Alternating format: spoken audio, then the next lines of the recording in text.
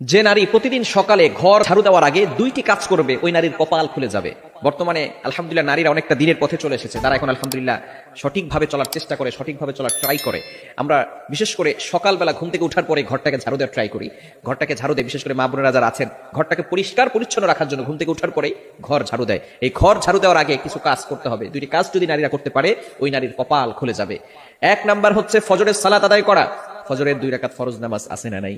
ফজরের নামাজ কয় রাকাত? মোট হচ্ছে 4 রাকাত, 2 রাকাত সুন্নাত, 2 রাকাত ফরজ। নবীজি সাল্লাল্লাহু আলাইহি সাল্লাম জানিয়ে দিয়েছেন সহিহ মুসলিম শরীফের হাদিস, যে ব্যক্তি ফজরের 2 রাকাত ফজরের নামাজ আদায় করবে আল্লাহ পাক রব্বুল আলামিন তাকে জিম্মায় নিয়ে নেবেন। ওই ব্যক্তিকে দুনিয়ার কোনো শত্রু কোনো ক্ষতি করতে পারবে না। আল্লাহ পাক রব্বুল আলামিন নিজে পরের দিন ফজর পর্যন্ত তাকে হেফাজত করতে থাকবে। আল্লাহ পাক রব্বুল আলামিন তার জিম্মাদার হয়ে যাবেন। আমরা অনেকে সকালবেলা ঘুম থেকে উঠেই নামাজ না পড়ে ঘর ঝাড়ু দেই। ঘর ঝাড়ু দেন, তাতে কোনো আপত্তি নাই, পরিষ্কার পরিচ্ছন্ন থাকা ভালো। আত্মহুরু শাত্রুল ঈমান, পবিত্রতা হচ্ছে ঈমানের অঙ্গ।